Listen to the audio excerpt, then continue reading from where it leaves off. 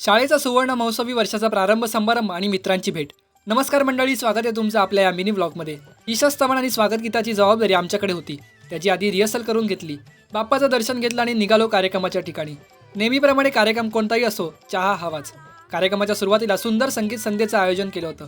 सगळ्या शिक्षकांनी त्याचा भरपूर आनंद घेतला. मी आपला ज्यूस काउंटरवर जाऊन त्याचा आनंद घेतला. मुख्य कार्यक्रमाला सुरुवात झाली आणि आपल्या मुंबईच्या नवनिर्वाचित महापौर माननीय सौ रितुताई तावडे उपस्थित झाल्या.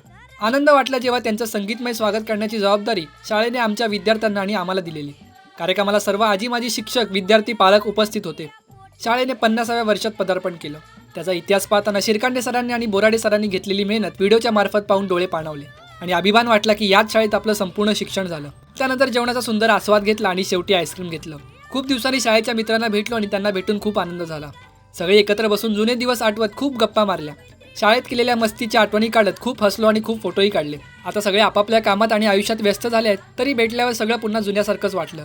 शाळेतील छोट्या छोट्या आठवणी पुन्हा मनात जाग्या झाल्या आणि सगळ्यांच्या चेहऱ्यावर हसू आलं. अशी भेट खूप खास असते, कारण ती आपल्याला पुन्हा त्या सुंदर दिवसांची आठवण करून देते.